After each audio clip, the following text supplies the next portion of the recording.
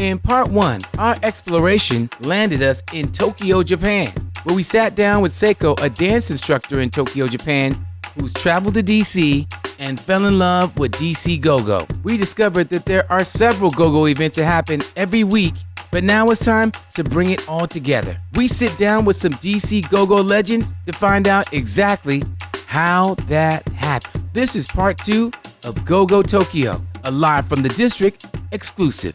Live from the district. Live from the district. Live from the district. Live from the district. Live from the district. Live from the district. Welcome to another edition of Live from the District. Easy Street, Mix and Mingle, Clinton, Maryland right now. And on today's show, I just want to remind you really quick to like and subscribe to Live from the District and share this interview with all of your friends. Of course, it's all about interesting stories, interesting people, and ladies and gentlemen, boys and girls, we got some legends in the building. Of course, you know I love DC Gogo. It's all about the culture of the official music of Washington, D.C. And look who we have here. Willy Brown in the building, son of Chuck Brown. Big Larry from Madness, the creator, one of the most incredible, iconic. Yes. Yeah, iconic fashion trendsetter. Fashion gurus in the world, not just DC, but in the world. Absolutely. We already know Kanye West. UK. Yeah. Kanye West is looking at your blueprint. Yeah, no. And last but not least, from the legendary band Trouble Funk, my man is here. Big Tony, good to see you, man. Yeah. Awesome, fellas. Awesome. So we're going to talk about the music. But first, I want to talk to y'all about my trip to Tokyo, Japan.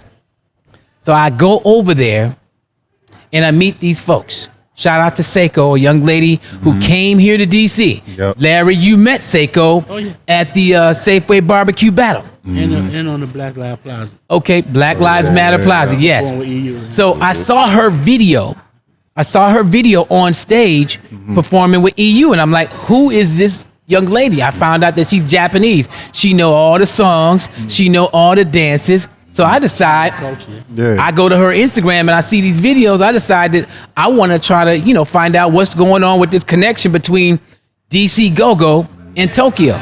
And I was amazed to find that they got a club in Tokyo called the Enjoy House. But it had this flyer right here with Chuck Brown on the flyer. They played DC Gogo 2 nights. Wow. That's awesome, man. Oh, Two nights a week. 2 nights a month. Look at that. And they got Chuck, man, bruh. Wiley, I'm a really, bruh. Yeah. When I got to Tokyo, Japan, It's major. and I walked in this place, and I saw that flyer, bruh, man. I know. I already know. It hit you. It hit you a certain way.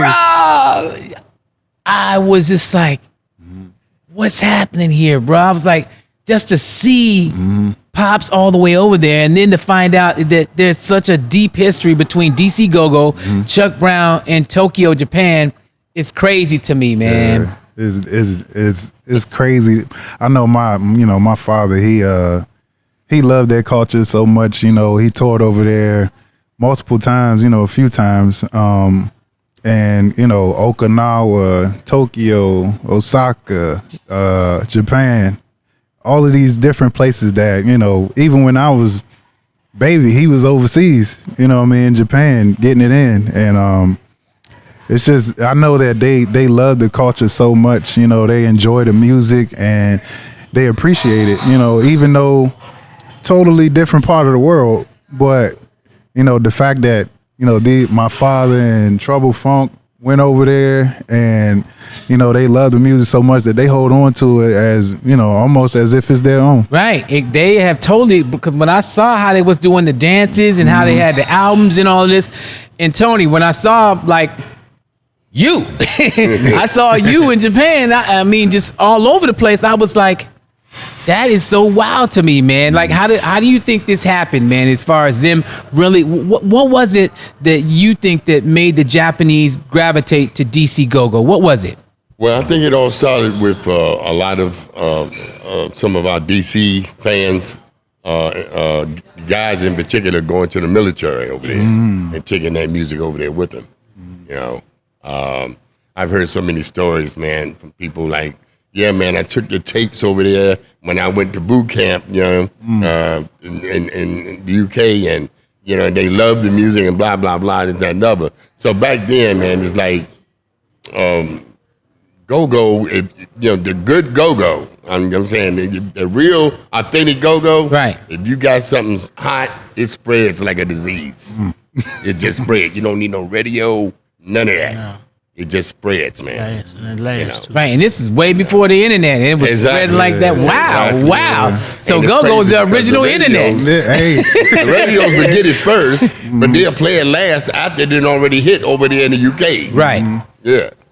So now we know, Larry, you were on tour. You did concerts over there, and you was in the mix, right? What I did over there was similar to, like, I did a mixture of things. I did the fashion, but I also did the sports, the basketball. It was crazy about the basketball, doing the and-one days and all of that, as well as the music, the mixtapes. It was just so many. It's the culture was wide open when I went over there. So. Right, and you have plenty of friends. You have plenty of friends to this day, and business over there too. Over there, yeah. We do the cultural exchange. We still do that with the kids, and also we, still do the music and send the clothes over there. And I do a product which is a confectionery suite called Wagashi. Mm-hmm. Wagashi, what is that? Wagashi is a confectionery suite, but it's also an art form where they make these intricate little delicacies. And since they don't use sugar in their tea as a sweetener, they use the red bean paste and the rice flour, or the Wagashi for the sweetener when they drink a tea. Okay. Nice. Awesome. Awesome. That's so wild to me. So, Big Tony, do you remember the very first time that you performed in Tokyo, and what was it like? Give me the story of that. I'm just curious. Man, it was big love. I mean, when we got off the plane, man, we had people out there greeting us, standing all on top of buses with signs saying welcome. Wow. You know, welcome Trouble Funk. You know, they treated us like, man, we over there. It was like we were like Commodores or Jackson 5 or something. Man. Really? It was that kind of love, man. And, were you surprised? Were you surprised? Well, yeah, I was. I was very surprised to get that type of, reception, that type of love from a culture, man, that I had no idea. It's like they can't speak. You know what I'm saying? They can't speak. They know every word. Mm-hmm. They know every word of the songs. Wow. You know what I'm saying? Crazy. And man, it was just a crazy experience because we did 2 shows and we also did a live taping. And the venue we played held something like, I think it was like 22,000 people. And both shows were sold out. Wait, bruh. Hold on. Yeah. You can only fit 19,000 people in the Capital One Arena, bruh. Exactly. Here in DC. Yeah. And you had 22K yeah, man. in Tokyo, Japan in the 80s? Both nights were sold out. Both nights. What was that like? The feeling, what was that like, bro? Man, it was a high, man, that I can't even describe. You know what I'm saying? And then the beautiful part about it is they captured it on film. You know what I'm saying? There's a video of this? YouTube right now and Google Trouble Funk Live in Japan. Yeah. And you can witness it for yourself. Oh my God. Yeah. We played 3 hours. We did 2 hours. And we came back and did an hour encore. Okay. An hour encore, man. It was like we was down in the basement, they was stomping and everything, man. It's like more. And we came back, man, and did a whole nother hour. The show was so long we couldn't get everything on film, Yeah, they edited out. They edited a lot of stuff out, man. Wow, that just amazes me. I mean, It's mind-boggling to me because and Wiley, maybe you can help me out. It's like I'm just used to seeing Gogo in DC, East Coast. I'm not used to seeing it like on Out. other parts of the world, bro. What? Yeah, man. So like, Maybe I need to get out more, bro. I knew since a kid, you know, my dad will always come back with, you know, different things from other places that he's been, whether it's, you know, Japan, London, what have you. And, you know, he loved that culture so much that, you know, he did shows with, you know, their ceremonial clothing on, you know what I mean? And I got his pictures at the house where, you know, he got the stuff on, and man, it's very man, it's like a certain intimacy that's there when it comes to Japan and go-go music. They love it so much. They appreciate our music. And man, it's like, for me to, you know, kind of grow up seeing that, it's like, man, like some of the people that are here, they don't really know that Gogo has traveled the world. No clue. Right. It's traveled the world. You know, it's been so many different places, and for it to be on the other side of the world and they love our music so much, man, it's very, you know, we really appreciate it as a whole. And I know my dad, he loved it so much that he wanted to make sure that he kept that relationship going. So he played over there, you know, and toured over there over the years. Every once in a while, he'd go to Japan. And, you know, even when I was born, he was in Japan. You know what I mean? Oh, wow. That's what I was always told you. Boy, I was in Japan when you was born, man. your mama, you know, they got me on the phone. You know, it's 1:00 in the morning, man. They talking about he coming. They said, oh, it's a he.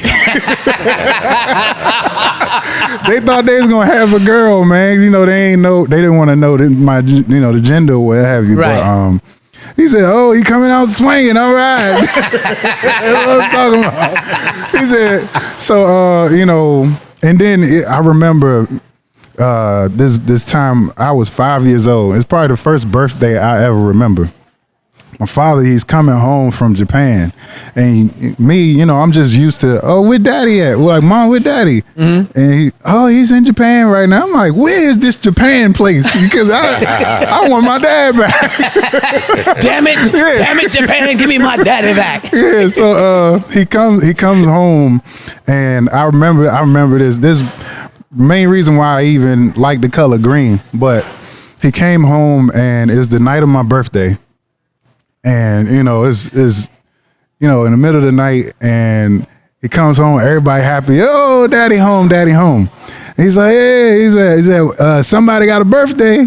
And I don't really understand. I'm 4, turning 5 years old. I'm like, it's my birthday? Okay, cool. What's supposed to happen? Am I supposed to grow, or am I supposed to get bigger, or what? So, I'm looking in the mirror like, all right, what's about to happen? And he comes in, and he's like, he has his bag. He has all this stuff from Japan, you know, even like the Hasaki and, you know, tiger bone and stuff. And I'm like, okay, that look cool. So then it's my first time ever seeing remote control anything. This is 1994. Wow. I turned 5. Yeah, 1994. Before the internet. Yeah, 1994. He has this like remote control car, and it's a motorcycle man. And he's white and green, and I'm like, what is that? I'm going off. Right. I'm like, we ain't get that, Daddy. Ain't nobody got that. We ain't never seen remote control anything. And he, it's fast. And he's like, yeah, I got that from Japan. Happy birthday, son. And I'm like, I lost my mind. I'm like, okay, I like Japan now. Like, Japan okay with me. When you going back? Yeah, when you going back, Daddy? But that's crazy. He loved the music, loved the culture. You know, he stayed, you know, teaching me and my siblings different words here and there. You know, and it's, you know, it's a beautiful thing knowing that, you know, people across the world can appreciate our music just as much as we do. Right. You know, crazy. That's what I felt. That's what I saw when I walked in the spot and I saw Pops right there, man, bro. Ooh, I feel it right now. Yeah. It was just like it was very overwhelming, man. As a fan of go-go music, go-go culture, and the love, of course, of your father, bro. Yes, sir. Man, it was deep. Larry, I want to ask you this, man. So we talking about old times. We talking about 80s, 90s. Chuck was there in the 2000s. Do you think that fan base for Gogo is still in Tokyo, Japan here in 2024? I mean, it's not just in Tokyo. All the cities, all the major cities, just like that club you went to, and all the major cities, it's a club or somewhere in those cities that's playing Gogo. That's doing the same thing that club is doing. Like in a small little city called Misnami, the club is called Mumbo Sauce, and they play Gogo every night. They got all the posters up. They got the flyers. Guys been coming over here for years. They keep the flyers and hang them, frame them up and all that stuff. And you'll see all that. Nagoya, Osaka, Tokyo, Fukuoka, all those cities, Gogo is being played. Wow, that's amazing to me. So, Big Tony. Yes, sir. So, are you up for a multi-city tour Absolutely. in man. Tokyo, Japan? Absolutely. I live for this, man. Yeah. I've been doing this for 45 plus years, man. And I'm very blessed to say that this is all I've done, man. Music. I've been blessed to do nothing but music and make a pretty damn good living at it. Man. So, yeah, I can't wait to get back over there in the UK, Japan, London, Amsterdam. You know what I'm saying? It's like, let's make it happen, man. Yeah. I like to add, it's not just Japan because we globally, did a UK tour. You know, London, Amsterdam, Germany, Berlin. Yeah. We did a UK tour over there, man. And I mean, the reception was great, but I'm gonna tell you now, it's nothing like Japan. Yeah. No. London was great. I ain't taking nothing from London. They love us over there, but man, it's something it's that special vibe in Japan, man. Yeah, I noticed, man. You know what I'm saying? We definitely have something with them, man. It was almost like being at home. It's a dense population, but it's a lot of people. It's very small, but it's millions of people. And within that millions of people, we got people that really love what we do. Right. A lot. I mean, they love what we do. And they party. All the way to older people, all the way back to the rhythm and blues, Muddy Waters and Harlem Wolf. They know that stuff. They can play it, man. They can live it. They can sing. They can tell you all about it. Yep. Like Japanese people, they could sit down and have a conversation with us. They could tell Big Tony about things that he did and that they know, that they studied, that they seen. When he went to Japan, they remember that. They never forget that. So, fellas, we have a special guest all the way from Tokyo, Japan. Show your love right now for DJ OKB in the building. Hey. Hey, hello. My name is OKB. How you doing? Hey, man, listen, I want to introduce you to Chuck Brown's son, Wiley Brown, right here. How you doing? Larry from Madness, who spent a lot of time and done several events in Tokyo, Japan. And, of course, the legendary Big Tony from the legendary Trouble Funk, all right here in the District of Columbia. Thank you for joining us all the way. Oh, you got he got the Trouble Funk album in his hand. Wait a minute, hold on. Yeah. OKB, what album is that? This is In Times of Trouble. My favorite one. And I also have EU, Juju House. Go, Juju, go. Go, Juju, Okay, go. and you also have the Chuck Brown poster Like a there lot as of well, Chuck right? Brown Or is that the records, album? Right? Yeah. Look at that. Oh man, Love, man. that's Love. cool. That's Okay, cool. so Yeah. DJ OKB, man, Yeah. how did you guys decide? How and why did you decide to have a night, especially for DC Gogo in Tokyo, Japan? Why'd you do that? Back in 1998, DJ Abby and Keisuke started Gogo Party, and I joined that because I loved Gogo. Okay, so what was one of your first like Gogo? We know that Chuck Brown came to Tokyo, Japan, and performed several times in Tokyo, Nagoya, and also Osaka. And we also know that Big Tony, you performed where in Japan? Tokyo and Osaka. Yeah, we came there first. Okay, so when did you go? We went in '88. 88? Yes. Okay. Awesome. So who did you see first perform live DC Gogo in Tokyo, Japan? I went to Chuck Brown's stage in 1988 when he came to Tokyo the second time. That was my first experience of Gogo Live. How was your experience at the Gogo? This is very important. The show was very long and exciting. It was about 3 hours and a half. 3 hours. You know, that's not the first time that I've heard someone say that the show was long. Yeah. Yeah. A lot of people say that the show. Why do Larry? It's an early show. Normally, if Pop started, say the show started at 10 o'clock, he might hit the stage at 11. But his performance was. You hear him say on the CD, do you want me to quit? You want me to go? Or do you want some more? Right. some And more? he would stay until, he would Yeah. stay. Sometimes he'd he'd go about to over. go 5 o'clock in the morning. Right. 6 o'clock, sun coming up. Now, I spoke to other people in Japan for this interview, and they were like, it was a long show. I mean, they enjoyed it. Yeah. But I'm just wondering why they always think it's long. Like, when we in the Go-Go, we know what it is. Yeah. What do you think that is? Why do you think that is? Because it's probably their first time experiencing it, so they don't really understand like other shows that they probably see is 45-minute set. Yeah, their and culture. in and out. Yeah, but and their culture is so precise where everything they do is normally like, while they say a 45-minute to an hour performance, like at the Blue Note or something like that. And that's what it is. And everything they do, business, acumen, and everything is precise. Not Right. a 99%, a 100%. Right. So they wasn't ready for the see. They wasn't ready to see. Yeah, nah. That's an experience, but that's what the Go-Go is. Right. As long as the show popping, Pop's gonna keep playing. He ain't worried about, I'm playing for 45 minutes. Nah, he coming to give you a show. Right. Every time he touched that stage, he give you everything. Yeah. Okay. Absolutely.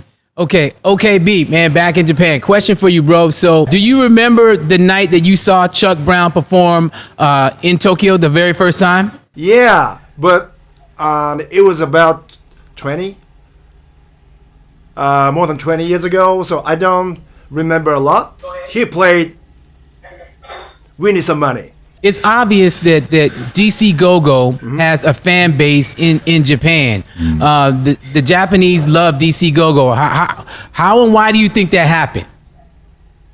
At the time, Island Records was selling Go-Go to the world. And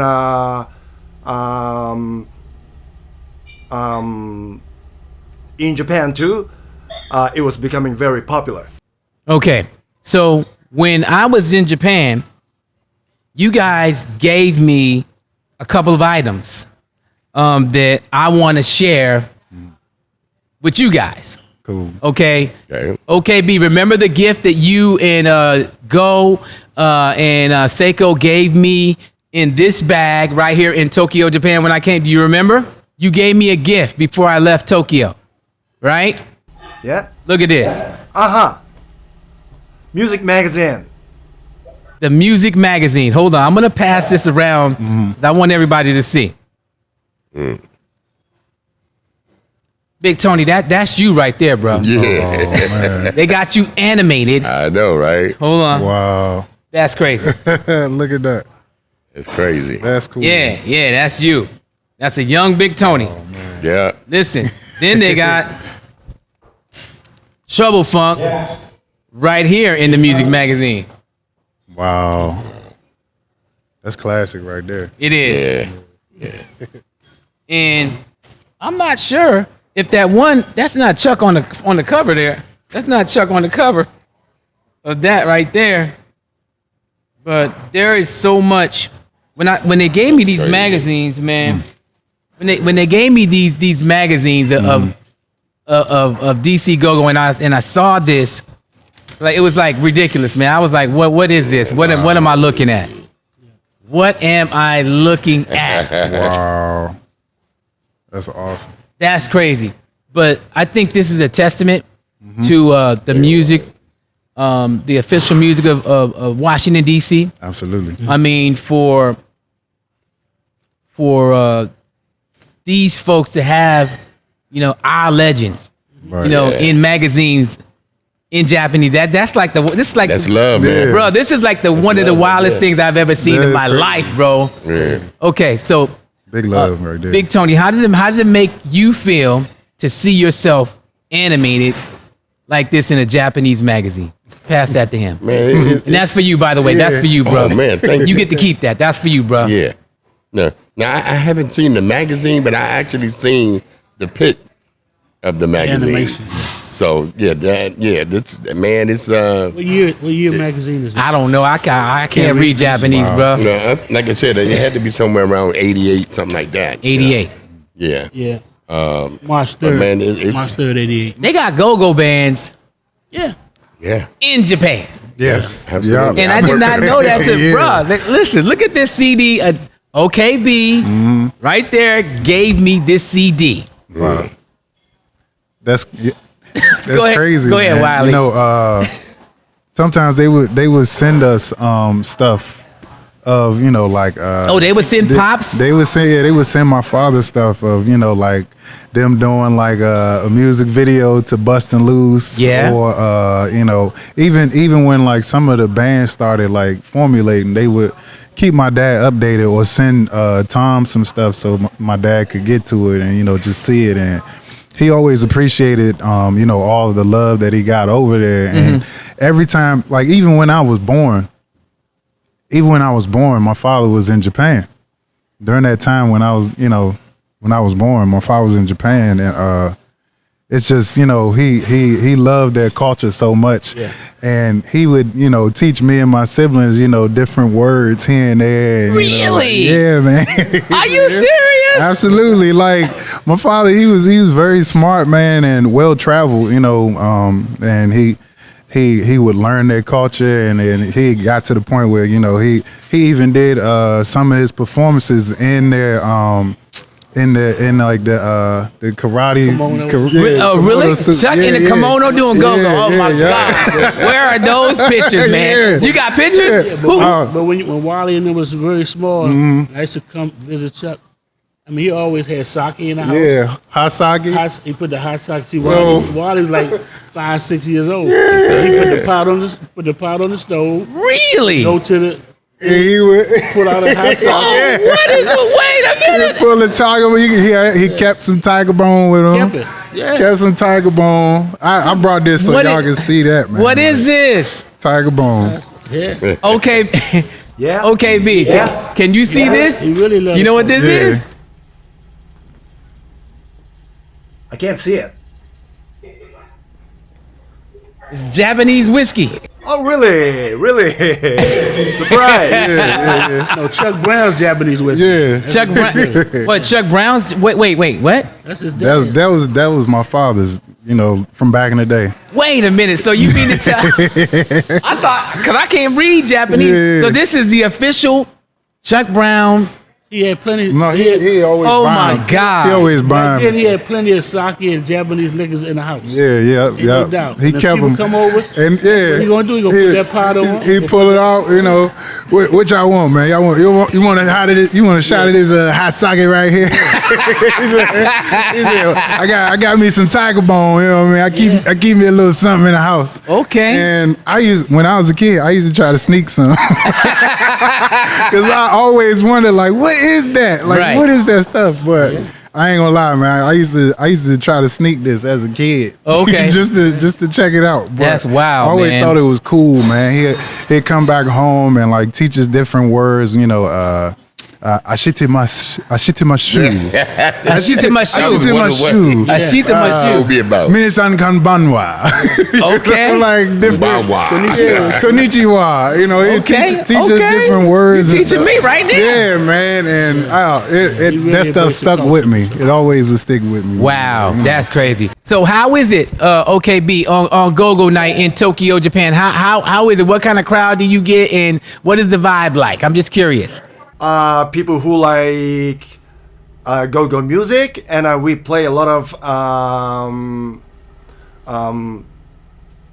other type of funky music. So basically, people who like African American music come to enjoy music. Okay, so we're gonna cut away now, but I want to give you an opportunity to speak to each of these gentlemen. I can't believe.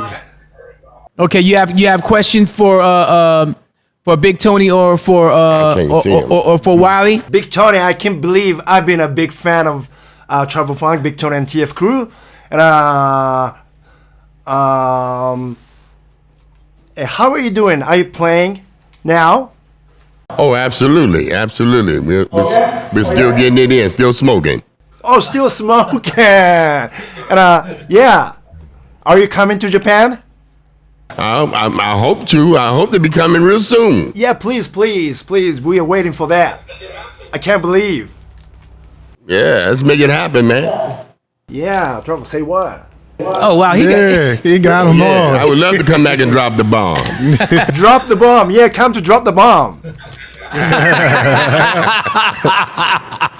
Absolutely. That's awesome. Okay, B. Hey man, any final questions before we end your part of the interview? Anything you want to say?